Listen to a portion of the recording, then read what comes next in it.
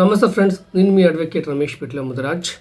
కొంతమంది మత ప్రచారం చేసే వాళ్ళు ఏం చేస్తున్నారంటే, మత ప్రచారం కావచ్చు లేకపోతే ఇంకేదైనా కావచ్చు, బిఎన్ఎస్ సెక్షన్ 354 ప్రకారం ఏంటంటే, ఎవరైనా ఒక వ్యక్తి ఎదుటి వ్యక్తిని మతం పేరుతోని లేకపోతే కొన్ని నమ్మకాలతోని దేవుడి పేరు అడ్డం పెట్టుకొని లేకపోతే దేవతల పేరు అడ్డం పెట్టుకొని కొన్ని ఆచార సాంప్రదాయాలను అడ్డం పెట్టుకొని వాళ్ళతోని చట్టపరంగా చేయలేని పనులు చేయించడము, లేకపోతే నాకు చేయాల్సిన పని చేయకపోతే పెద్ద దైవ అపచారం జరిగిపోయిందని చెప్పేసి వాళ్ళని బెదిరించడము, ఈ విధంగా అవమానం చేయడము, బెదిరించడము, లేకపోతే అగౌరవపరచడము, లేకపోతే కొన్ని బెదిరింపులకు గురి చేయడము, ఈ విధంగా చేసే అవకాశం అయితే ఉంటుంది. మనం చూస్తున్నాం బయట కూడా.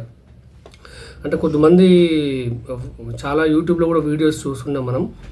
మా దేవుడిని నమ్ముకోవాలి, మా దేవుడిని మత ప్రచారం చేయాలి, మా దేవుడు నిజమైన దేవుడు, మా దేవుడు రక్షిస్తాడు, మా దేవుడు ఇప్పుడు పుట్టిండు, ఇలా ఏదో ఒక రకంగా ఒక బెదిరించి ఎదుటి వాళ్ళ యొక్క నమ్మకాలతో ఆడుకొని వాళ్ళకి చికాకు తెప్పించో లేకపోతే భయం తెప్పించో ఏదో ఒక పని చేపిస్తుంటే వాళ్ళు చెప్పినట్టు చేయకపోతే పెద్ద అపచారం అన్నట్టు వాళ్ళు ఒక భయభ్రాంతులు గురి చేస్తూ ఉంటారు.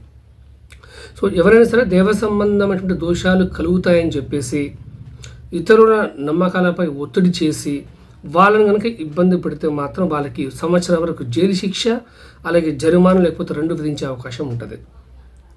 ఎందుకంటే కొన్ని మారుమూల ప్రాంతాల్లో అమాయకులను చూస్తున్నాం. వాళ్ళు మీ దేవుడు మంచోడు అని చెప్పేసి మత ప్రచారం చేపించి ఇంటికి డోర్లు క్లోజ్ చేసేసి వాళ్ళతో ప్రేయర్లు చేపించేసి ఇలా పిచ్చిగా చేస్తున్నారు. అది చాలా పెద్ద తప్పు. ప్రతి ఒక్కరూ వాళ్ళ మతాన్ని గౌరవించుకోవాలి తప్ప ఎదుటి మతం పట్ల విద్వేషపూరితమైనటువంటి వ్యాఖ్యలు చేయడము, భయపెట్టడము, భయభ్రాంతులు గురి చేయడం అనేది చాలా తప్పు. సో ఇది బిఎన్ఎస్ సెక్షన్ 354లో మెన్షన్ చేయబడింది, ఇది నేరం అని చెప్పేసి. కాబట్టి ఎవరి నమ్మకాలతో ఆడుకోవద్దు, ఎవరి నమ్మకాలని మనం అపహరణ చేయకూడదు. సో ఈ వీడియో ప్రతి ఒక్కరికి షేర్ చేయండి. So me advocate Ramesh Pitla Mudiraj. Thank you so much. తప్పకుండా ఛానల్కి సబ్స్క్రైబ్ చేసుకోండి. So let us spread the legal awareness among the people. Thank you so much. Thank you.